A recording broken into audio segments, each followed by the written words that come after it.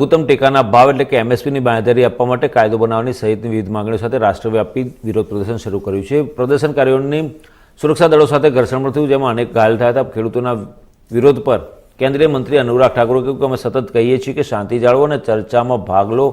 જો વડાપ્રધાન નરેન્દ્ર મોદી કતારમાં નૌકાદળના અધિકારીઓને મૃત્યુદંડની સજાથી બચાવી શકે અને તેમને સુનિશ્ચિત રીતે દેશ પર લાવી શકે તો આપણે તેનો ઉકેલ શોધી શકીએ છીએ।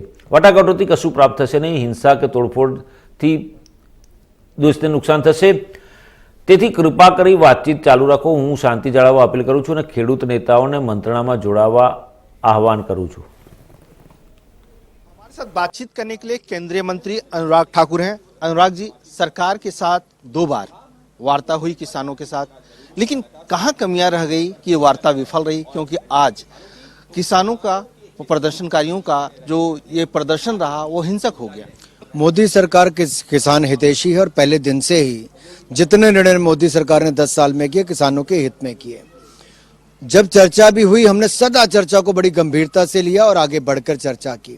कल भी हमारे माननीय वरिष्ठ मंत्री वहां पर थे, कई घंटे चर्चा में बैठे भी। अंत में जब किसान नेता उठकर गए तब भी कहा कि भाई प्लीज बैठिए, आगे भी चर्चा कीजिए, लेकिन वो छोड़कर चर्चा चले गए।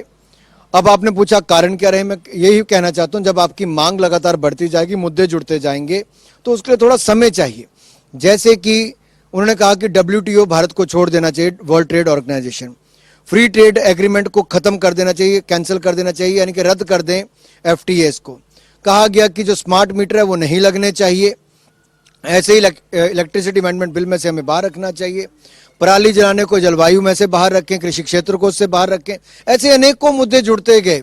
जब नए मुद्दे जुड़ते जाएंगे तो निश्चित तौर पर चर्चा के लिए समय चाहिए, निर्णय के लिए समय चाहिए, और हमें कम से कम बाकी स्टेक होल्डर से, राज्यों से, अन्यों से बातचीत करने के लिए कुछ समय चाहिए। आखिरकार ये निर्णय रातों रात नहीं हो सकते। यही हमने कहा था कि इसको कमेटी भी बना देते हैं, आगे और चर्चा भी कर लेंगे, लेकिन वो चर्चा के बीच में से उठकर चले गए। मंत्री अंत तक बैठे रहे, कहते रहे कि कृपया चर्चा कीजिए, और जब नए मुद्दे जुड़ेंगे थोड़ा समय जरूर लगेगा। लेकिन अब कुछ राजनीतिक दलों को मौका मिल गया है। राहुल गांधी ने कहा 13 फरवरी ऐतिहासिक रहेगा और मोदी की गारंटी की जगह MSP की गारंटी होगी अगर कांग्रेस की सरकार आती है। मैं इतना ही कहूंगा, कांग्रेस की गारंटियां पहले भी फेल होती रही। आज भी हिमाचल में कहूं, 1.25 साल उनकी सरकार को बने हो गया। उन्होंने कहा था 1500 रुपये महिलाओं को देंगे, नहीं दिया प्रति महीना। उन्होंने कहा था 2 रुपये किलो गोबर, 100 रुपये किलो दूध खरीदेंगे, नहीं खरीदा। उन्होंने कहा था कि हम लोग बागवानों को मुंह मांगे दाम देंगे, नहीं दिए। उन्होंने कहा था 5 लाख नौकरी देंगे, नहीं दी। हर गारंटी उनकी वहां पर फेल हो गई। जो हाँ, दूसरी बात है MSP की। अरे राहुल जी, 60 साल आपकी सरकार रही, क्या किया आपने? अगर मैं केवल 10 साल के आंकड़े रखूं जो UPA की सरकार रही, तो सोनिया गांधी, मनमोहन सिंह जी ने सबसे ज्यादा बजट 2013-14 में 27,662 करोड़ रुपए का दिया, 27,662 करोड़ का। जबकि मोदी सरकार ने 1,25,000 करोड़ का बजट इस साल दिया है, 1 लाख करोड़ रुपया ज्यादा। दूसरा, इनके समय ना किसानों का सम्मान था ना निधि थी उनके लिए। मोदी सरकार ने किसानों को साल का 6,000 रुपया PM किसान सम्मान निधि में दिया। 11 करोड़ किसानों को अब तक 2,81,000 करोड़ रुपया मिल चुका है। इनके समय फसल बीमा भी नहीं था, ना मुआवजा मिलता था। हमारी सरकार के समय 1.5 लाख करोड़ से ज्यादा, 1,54,000 करोड़ रुपया ये बीमा के मुआवजे के रूप में मिला है। 1,54,000 करोड़ रुपया मुआवजे के रूप में मिला है। फार्मर प्रोड्यूसर ऑर्गेनाइजेशन हमने अलग से बनाई। फिर जो DAP की बोरी है उस पर 1,200 रुपये प्रति बोरी आपको सब्सिडी मिलती है। लगभग 3 लाख करोड़ रुपया खाद और यूरिया पे साल की सब्सिडी मिलती है। इसी तरह से ही हमने किसानों को अगर ऋण लेना है तो UPA की सरकार के समय 2013-14 में 7,30,000 करोड़ रुपए का ऋण मिला। हमने पिछले साल 20 लाख करोड़ रुपए का उपलब्ध कराया, 3 गुना ज्यादा। हमने कई गुना ज्यादा PM सिंचाई योजना में से पैसा खर्च किया, 15,511 करोड़ रुपया। इनके समय एक्सपोर्ट हुआ 2,62,000 करोड़ का एक साल में, हमने किया 4,67,000 करोड़ का। अब आपने MSP की बात कही तो मैं आपके दर्शकों को बताना चाहता हूं, अगर आप देखेंगे तो इसमें कांग्रेस ने गेहूं, धान, दलहन, तिलहन कुल मिलाकर 10 साल में इस पे 5.5 लाख करोड़ रुपया खर्च किया है यहां पर, और मोदी सरकार ने यहां पर 18,39,000 करोड़ रुपया खर्च किया।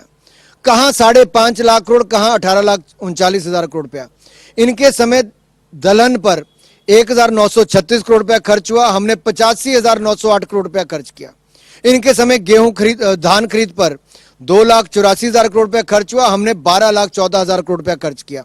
ये कुल मिलाकर दिखता है कि मोदी सरकार ने कृषि को बढ़ावा दिया, कृषि क्षेत्र को, और किसान का कल्याण किया है।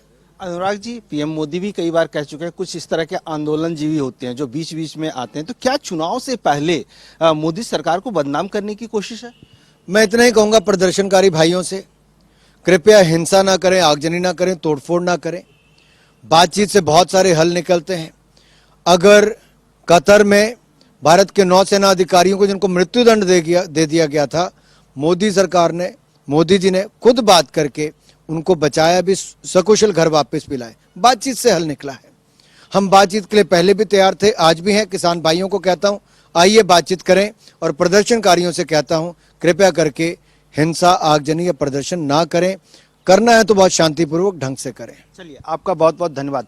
मनोहर केसरी, इंडिया न्यूज,